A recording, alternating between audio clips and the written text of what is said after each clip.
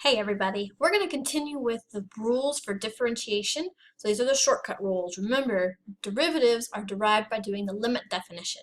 But wonderful people over time have discovered that there are some shortcuts we can follow. So the next one we're going to talk about is for natural exponential functions, or e to the x as we usually refer to it. So remember, e represents a number. It's like 2.71 and it goes on forever. If you try and punch in your calculator, you have an e to the x button. That's probably something you're going to want to go find now because you're going to need that button in this course. So e is a value and x is going to be in the exponents, the power. If you have e to the x, you are going to have the rule where the derivative of e to the x is, drumroll, e to the x. I know it's so difficult. Now, don't get too relaxed here because we're going to make these more interesting. It's not going to always be x in the exponent. We're starting off with the basics here. We're going to make it more interesting in the next couple rules that we talk about. So just be patient. If you see e to the x, just e to the x, great. The derivative is itself. But it's going to get more interesting later on, so be cautious. Don't get too comfortable with e to the x. All right, so with that in mind, this rule that we have here at the top, find the derivative of this function here. Y equals 1 over x plus 5 e to the x. So how do we find a derivative? We're going to use all the rules we've talked about. Number 1 over x. How do we take the derivative of 1 over x? Let's go through the rules we've already discussed. It's not a constant because it has an x. Well, it's not x to a power, and it's not a number times x. So what do? We're going to have to rewrite it so that one of our rules will actually apply. So let's rewrite this problem. Sometimes you got to do some algebra before you can actually take the derivative. And this is one of those cases. So how can we rewrite 1 over x so that one of our rules will apply?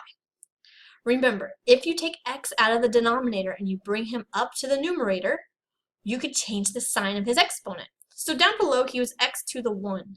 If we bring him upstairs, he becomes x to the negative 1.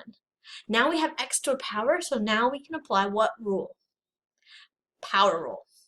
Plus, this other part here, he's okay. He's a 5, constant, multiple though, because he's multiplying times a function. So this is stuff that we can work with. We can actually take the derivative. So we're going to use power rule in the first term. Remember, we have the sum rule, so we can do these two separately. So the second part, we have a constant multiple. What does a constant multiple do? He chills out while we take the derivative of the rest. How do we take the derivative of e to the x? Well, it's right here. It's e to the x. All right, so here we go, one term at a time. Power rule. How does the power rule work? Power comes down, and then we do 1 less. So negative 1 comes down, x to the negative 1 minus 1, negative 2. Plus the 5 chills out while we take the derivative of the rest of that term. The derivative of e to the x is e to the x. If you want to rewrite this with positive exponents, you can. So negative 1 over, how do we get rid of the negative? Bring the x to the denominator. There you go. Copy the rest down, and that's your derivative. So that's the e to the x rule. Now remember, I'm giving you a whole bunch of rules, and we're going to be putting them all together as we go through our problems. So they're going to all be interconnected. You're going to have to use all of them at the same time in some problems. Well, hopefully not all of them, but any of them could be combined together. All right, so here's our next one. This one's called the product rule. Remember, I discussed that u and v are representing functions. So think of this as a something involving x times something involving x. So two functions multiplying together. Like in our problem here, we have 1 over x times this parenthesis here.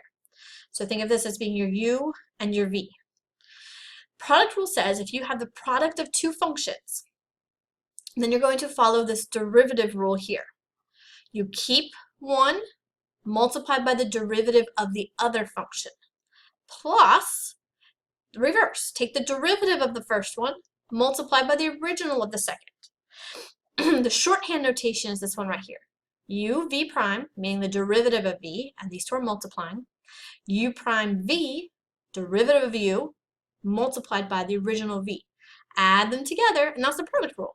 So be very careful. Some students just want to take the derivative of each one and multiply them together, and that's not true. That is not the case. If you do the limit definition on a product like this, you end up with what we've got here. So it's the derivative of one times the other plus the reverse. Does the order really matter here when you look at this? Because everything is positive, we could write this in a totally different order. We could put it like this. Okay, so I've switched everything. Still the same exact problem, same exact value. Multiplication, you can switch the order. Addition, you can switch the order. So the order here is not hugely important. On the next rule, it will be extremely important to get your order correct. So let's find the derivative. So dy dx. Well, we have a product of two functions multiplying together, both involving x. It's not a constant multiple because it's got an x in it. So we need to find the values that we need. Well, I've already written down what u and v are.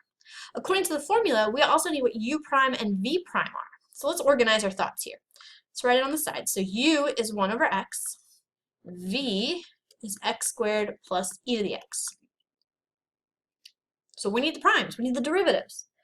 So what's the derivative of 1 over x? Didn't we just talk about that? This does not work for any of the rules we've learned so far. We'll have a rule later that we could apply in this form, but it's much easier if you go back. Rewrite this using some algebra. Algebra is your friend. Use the algebra. Instead of 1 over x, now notice I'm writing u because this is the original. I'm doing algebra here. So let me write algebra, not the derivative, algebra. Rewrite 1 over x as x to the negative 1. Now when you take the derivative, you're just using which rule? Power rule. So power rule says what?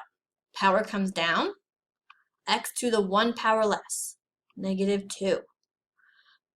Simplify it a little bit if you want. So we can bring the x squared down, so negative 1 over x squared. Which form we end up using, we'll see when we get over here and plugging it in. So either one of these would be acceptable. All right, let's take the derivative of v. Now it's two terms, so you take the derivative of each term separately. The derivative of x squared is going to require what rule? This is x to a power, so this is power rule. And then e to the x, well, that's the e to the x rule. What's the derivative of e to the x? Itself. So the derivative of x squared, power rule, power comes down, x to 1 less than the power, so that'd be 1. You don't have to put the 1, it's understood. The derivative of e to the x is just e to the x itself. All right, this is going to be fun. So the derivative of our y with respect to x, or you can write y prime, same thing. We need our formula. So u times v prime plus u prime times v. Plug everything in. We wrote down u. U is 1 over x times v prime. Ooh, that's 2x plus e to the x. We found that right over here. Plus u prime. Now, which format do we want? Do we want the negative exponents or do we want the positive exponents? It's really up to you. I guess I'm going to go with the fraction. I'm putting it in parentheses because that negative has to multiply by the plus sign and combine together. There's u prime times v, the original v, x squared plus e to the x. All right. Technically, the derivative is over, but we can simplify this a little bit at least. I don't necessarily expect you to do all the simplification, but you need to do some. My lab will expect you to do a little bit at least. You'll have to learn from your homework how much they want, and based on how much you discover they want you to simplify in your homework, you'll do the same thing on your exams.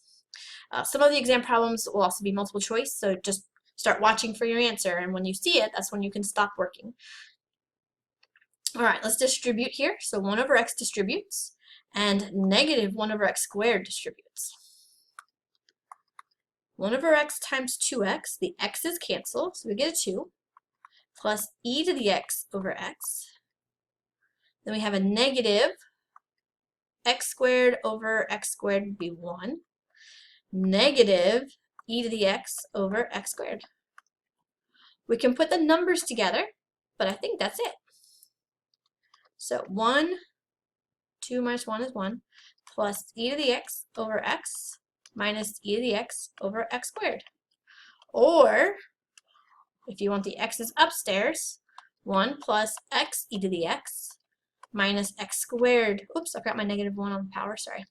Bring the x's up, they become negative powers, e to the x. I'd be good with either one of these in terms of showing your work.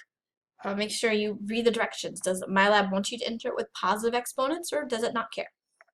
Right?